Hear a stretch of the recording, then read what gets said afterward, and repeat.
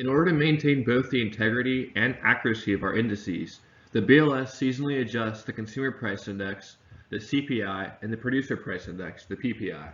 Seasonal adjustment removes inter-year components from time series.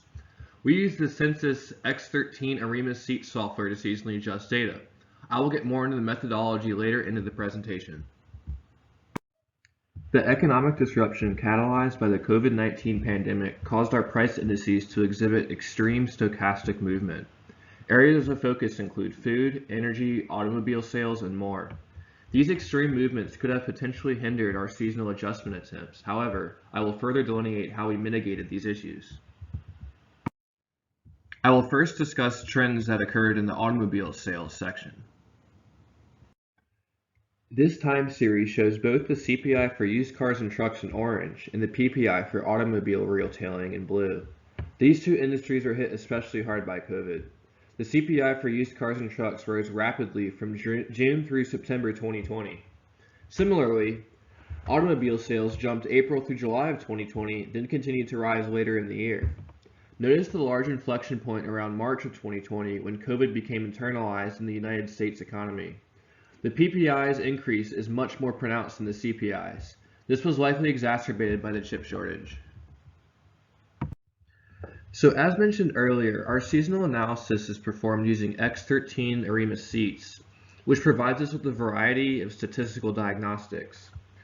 For assessing seasonality, we focus on three metrics. First, the F statistic, or F as a function of S, which measures stable seasonality. And we want this statistic to be higher than 7. Secondly, we look at the M7, which is a ratio of stable to moving seasonality. And we want this one to be less than 1. And lastly, we look at the Q, which is an average of a number of statistics, and we want this metric to also be less than 1.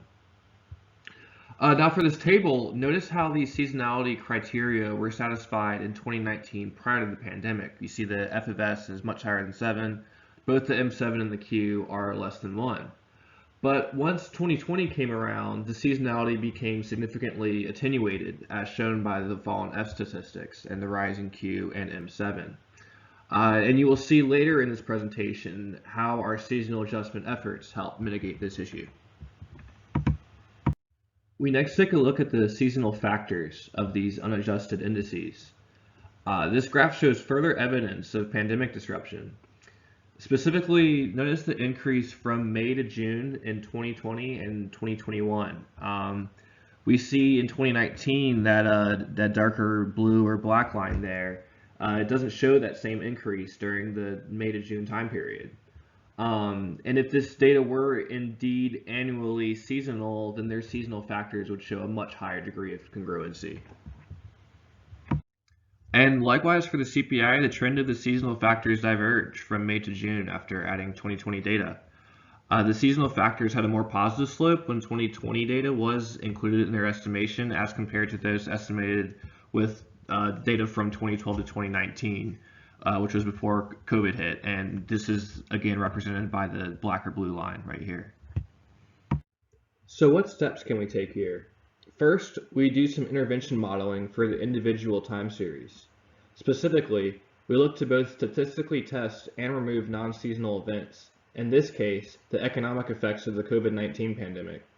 Non-seasonal events are parameterized in 3 ways: outliers, which consist of a 1-month anomalous pricing period, level shifts, which consist of a 1-month inflection point in a time series, and ramps, which are inflection points that persist through several months.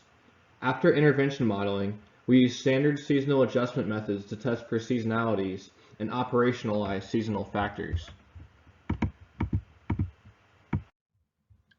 And so given these 3 different variables that we have for intervention modeling, you can see that they were quite persistent throughout COVID times in 2020 and 2021. So clearly here in the PPI, April 2020 was about when COVID was internalized within the economy. We see for CPI a little later, when the chip shortage really started to permeate throughout the economy. June 2020 through September 2020, we had an increased ramp of prices for the CPI for used cars and trucks. And we had several different level shifts and ramps in 2021 as well, which tells a similar story around both the COVID pandemic and the chip shortage. Now we look at our seasonally adjusted data. These statistics were generated after we implemented intervention modeling. We see that the PPI in 2020 was seasonal. However, the same cannot be said for the PPI in 2021, as the M7 variable is too high. However, for the CPI, we were able to obtain much stronger results. You see all three variables satisfy seasonality for both years.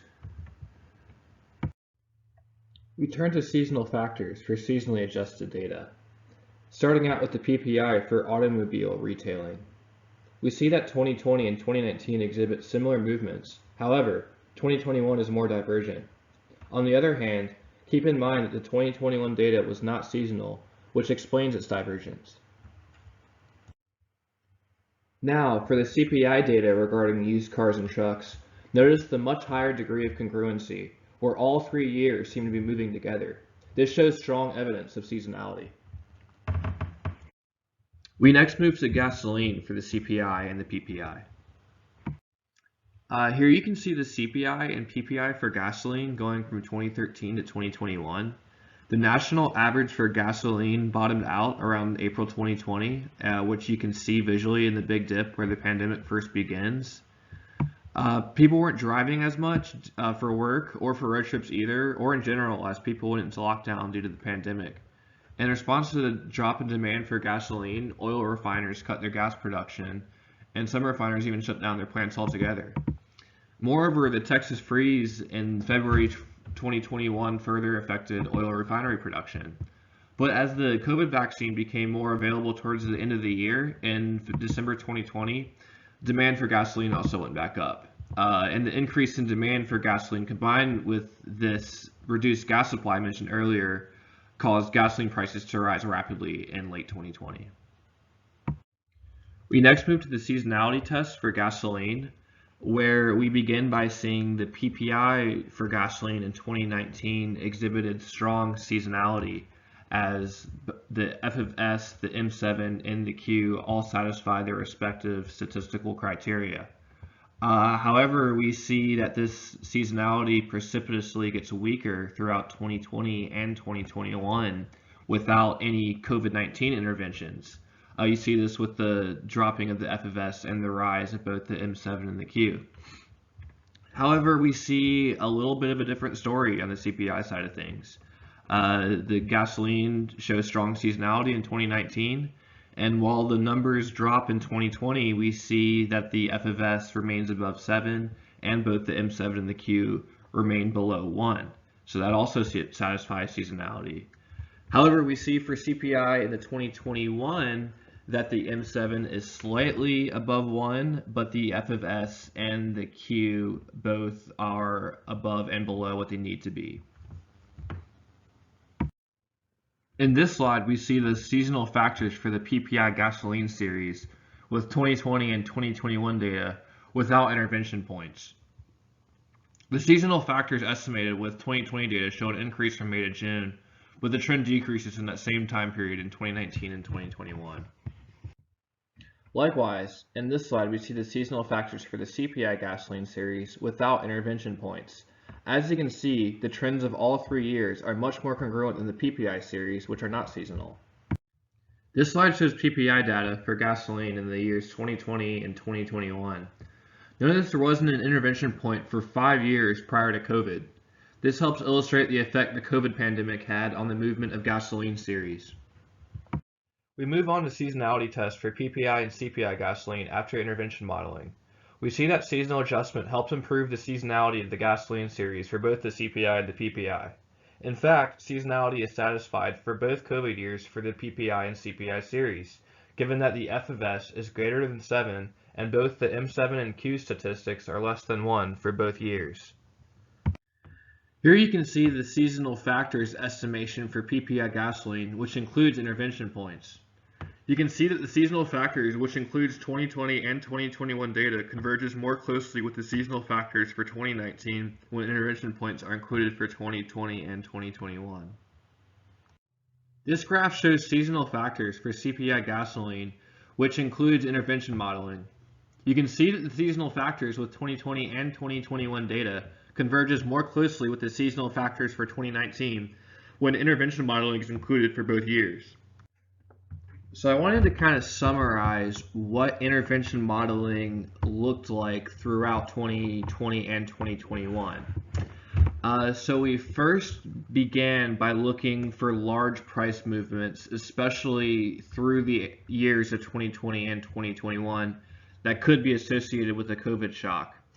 We next compared the QC statistics, the F of S, the M7, and the Q, from 2013 to 2020, which includes COVID data, with 2012 to 2019, which of course excludes COVID data, and we did the same with T+1 the following year. We participated in a similar process for seasonal factors. We also employed automatic outlier detection, which can also detect extreme price movements which might not be visible to the naked eye. And lastly, we consulted with expert industry analysts and commodity analysts within the BLS to ensure that our seasonal adjustment aligned with their analysis. As you can imagine, we have a variety of litmus tests we can employ to assess if a given series was affected by the COVID-19 pandemic. First, we look for large price movements in 2020 and 2021. Secondly, we look if QC stats change significantly with COVID-19 data included. Similarly, we look for changes in seasonal factors with COVID-19 data. Our auto outlier function helps identify outliers that may be hidden to the naked eye. And lastly, we consult commodity analysts for insights on the time series. Any of these factors can go into a decision to consider a series a candidate for intervention analysis. For the CPI, 70 indices were rendered eligible for intervention modeling. 52 of the 70 series contained only intervention points in 2020 and 2021. Similarly, in 2020, 68 series participated in intervention modeling. Of these 68 series, 47 only had intervention points in 2020. In 2019, we only conducted intervention analysis on 32 indices. Thus, you see that we had about a twofold increase in intervention models from 2019 to 2020. On the PPI side of things, we see that there were exactly 76 series that had intervention analysis conducted on them in both 2020 and 2021. Similarly, 36 series were added strictly to mitigate the COVID effects on these seasonal adjustments for both years. This is compared to a total of 41 intervention analysis series that were conducted in 2019. We see that the total number of interventions for PPI increased by 64% between the years of 2019 and 2020. Each year, after data for all months of the year are available, seasonal factors are re-estimated for the previous 5 years. We then recalculate all seasonal indices for the previous 5 years. If there were large changes in seasonal factors because of the pandemic, we would expect the 2020 revisions to be larger than the previous years. As can be seen, 2020 revisions were similar to previous years. This is evidence that the increase in intervention work succeeded in mitigating the effects of COVID-related extreme price movements on seasonal adjustment. These charts show aggregate seasonality for the years 2016 to 2021 for all items and all items less food and energy. The years affected by COVID are highlighted in yellow. We see that the strength of the seasonality is significantly weakened compared to previous years, but the aggregates remain seasonal nonetheless in the years 2020 and 2021. Thank you for attending the presentation. Please do not hesitate to reach out with any questions or concerns that you might have. I have a question for the group from the BLS. Maria, are you still here? And your co-authors? Yes, we are. It seemed to me that your goal was to get the seasonal factors to match from year to year. So I was wondering, was there ever a suggestion just to stop concurrent adjustment and just use like the 2019 factors and just keep using them until things settle down? So, oh, Jeff, go ahead, please. Oh, hi, I'm sorry. Hi, this is Jeff Wilson. I wasn't speaking in the presentation, but I'm a part of it. So yeah, Catherine, to look at a couple of your questions. So the first one was making the factors match. I don't think that was a goal because, of course, the factors are not deterministic, right? I think the goal is to have factors that that represent the, as close to possible, the true seasonal patterns that are observed for the series. So, and we don't do concurrent adjustment, we do projected factors or forward factor adjustment. So we're setting them. So we're setting them for the upcoming year. And then the question is, and then I think that another question was, could we have reused old factors? I think technically that's possible. I think that one of the things that our paper and presentation was intending to show was that the revision is that by using the most available data and intervention analysis techniques, we were able to get the seasonal revisions in a pretty similar range to what we're used to seeing. I hope I didn't. No, I understand. So it was because you're not doing concurrent adjustment, it would have been really easy to use 2019 factors, but then there's the issue of revisions. Right. Okay. Yeah. No, I understand. Okay. Thank you. Thanks so much. Sure. We have a question in the chat from Julianne. Is that for the? I'm not really sure who that is for. Maybe also for Jeffrey and Marie. Right. Did you look at the revisions to the seasonal factors for 2019? Can you see that question, Jeffrey? Yes, that's true. So we have a 5-year backwriting revision window that we're doing. So we're looking at the revisions to all previous year's factors and compare them to perspective of 2020 or 20. Yeah. So the idea was that we have a certain understanding of the amount of revision that's taking place from one year to the next with projected factors versus the first revision, second revision, and so on. So yeah, that was looked at as well, but 2020 was the focus. Excellent. Thank you.